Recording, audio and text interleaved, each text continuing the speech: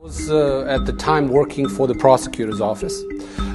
American Department of Justice is running projects in countries like Serbia where they're helping prosecutors and the police process financial crimes. I mean, we are coming from socialism, and then we did not have much of financial crime then in former Yugoslavia. It was more like somebody stole something.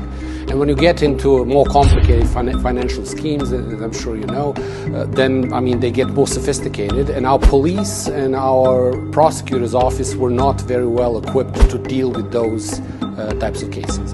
So together with Miroslava Mišković, she was in that government body, anti-corruption body at the time, we worked on educating and ran a series of training for prosecutors and for the police that were dealing with financial crimes. And at that time, there were those 24 privatizations that the whole country was talking about, EU was talking about as a very, very important thing. And I worked on those cases on sea market, on those road maintenance companies and so on and so forth, on mostly Mišković and his colleague in Luka Beograd, Milan Beko and some others. So prior to that, I was working with Verice Barać together with Miroslava Mišković in all of those cases, so I was pretty familiar with them. And when we started working on them in the prosecutor's office and then together with the police, there were some working groups that were formed, we started making some real progress. In basically all the 24 cases, we found direct evidence of corruption. There were young policemen that were working in those units that were really eager to get the job done, and they were really working very hard. We got all the evidence, and both Miroslava and myself helped them then make a story behind them, explain how all of that happened, give them pointers of where to look for evidence and so on and so forth. So one of those cases were the case with Mišković concerning the road maintenance companies, where he went into a privatization sort of behind the scenes. There was a front man, Milo Đurašković was his name, that appeared like the man who was doing the privatization, but basically all the money came from Mišković's company, Delta and a couple of others. And then the government set up the tender process so that only that consortium between Delta and Đurašković could win. And after that, they tried to sell that conglomerate to German company and failed because they went into the papers and saw the financial statements and saw that really it was not as strong as it was portrayed. And then they tried to get out of that deal and tried to make some money getting out of basically a ruined company.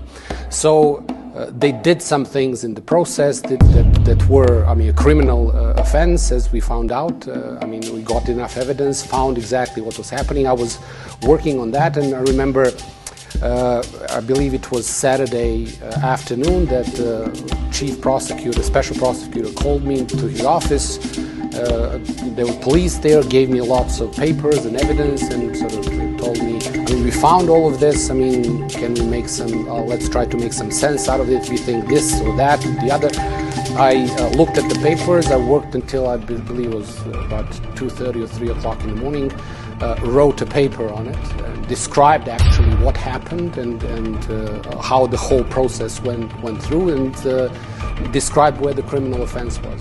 And then tomorrow morning I got a phone call right away, and we had a meeting at, I believe it was around 10, 11 o'clock in the morning. Everybody was there, looked through the papers, looked through my report, and after that they decided to go ahead, and Mišković was arrested 7 days after. He was circling throughout the court.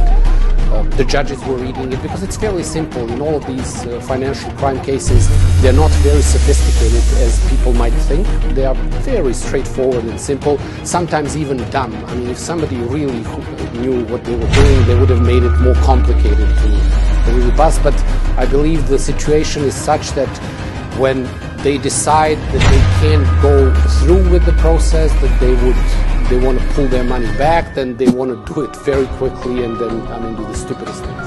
Vučić had nothing to do with that case or any other of the 24 privatization cases in which, as I mentioned, we found everything that Verice Barać claimed. Her cases, the way she described them, all of those things that she described and she had some evidence for, when we dived in, we found everything that she was claiming. He's the only one talking.